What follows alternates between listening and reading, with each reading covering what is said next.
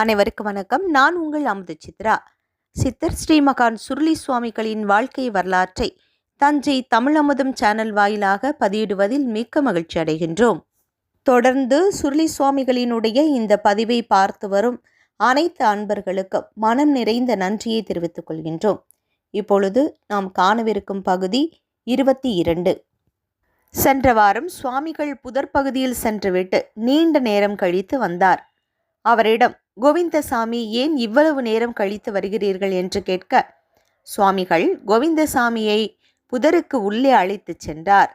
அங்கு கோவிந்தசாமிக்கு காட்டியது என்ன என்பதோடு முடித்திருந்தோம். வாங்க, என்ன நடந்தது என்பதை இந்த பதிவில் தெரிந்து கொள்ளலாம். புதருக்குள் சுருளி சுவாமிகள் ஒரு பாறையை காட்டி, இதில்தான் நான் அமர்ந்து நிஷ்டையில் இருந்துவிட்டு செல்வேன்.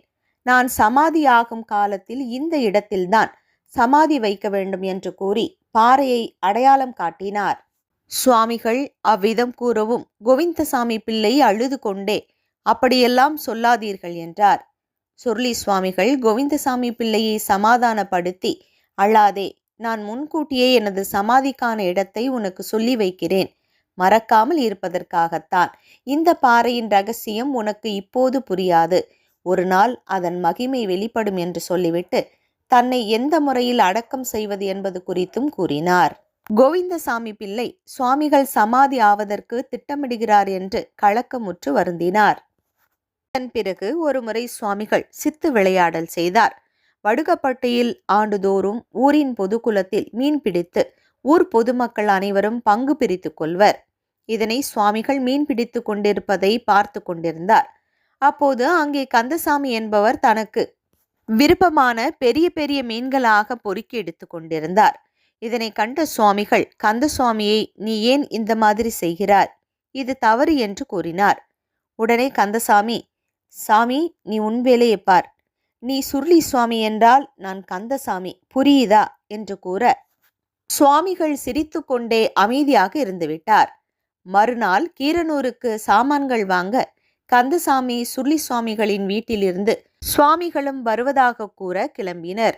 இருவரும் நடந்து உப்பிலியக்குடி என்ற கிராமத்தின் வழியாக செல்லும்போது சுவாமிகளை காணவில்லை. கந்தசாமி சுருளி சுவாமிகளை சுற்றுமுற்றும் தேடினார். சிறிது தூரம் நடக்க துவங்கும் போது சுவாமிகள் எதிரே 2 கைகளிலும் 2 பை நிறைய சாமான்களுடன் வந்தார். கந்தசுவாமி, சுவாமி, எங்க போனீங்க?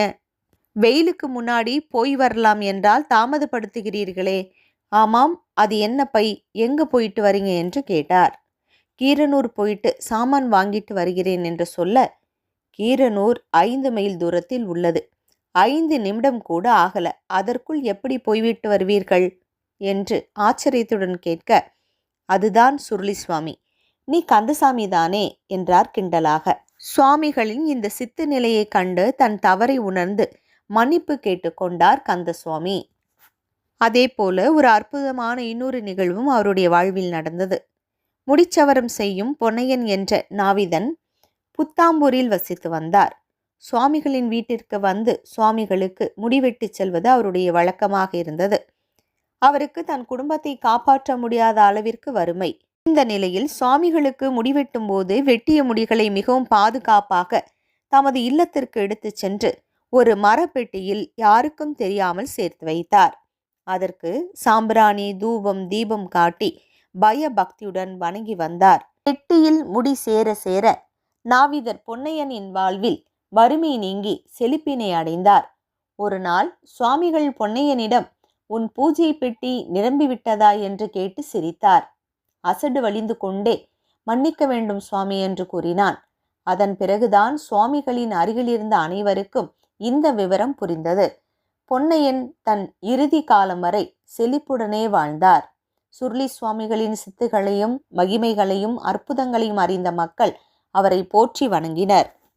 செல்லும் இடங்களுக்கு எல்லாம் தன்னுடைய சித்து வேலையினால் பல அற்புதங்களை சுவாமிகள் புரிந்து வந்தார். இவ்வாறாக கோட்டப்பட்டி என்ற ஊரில் ஒரு அற்புதத்தை நிகழ்த்தினார். என்ன அற்புதத்தை நிகழ்த்தினார் என்பதை காத்திருங்கள், அடுத்த பதிவில் காணலாம்.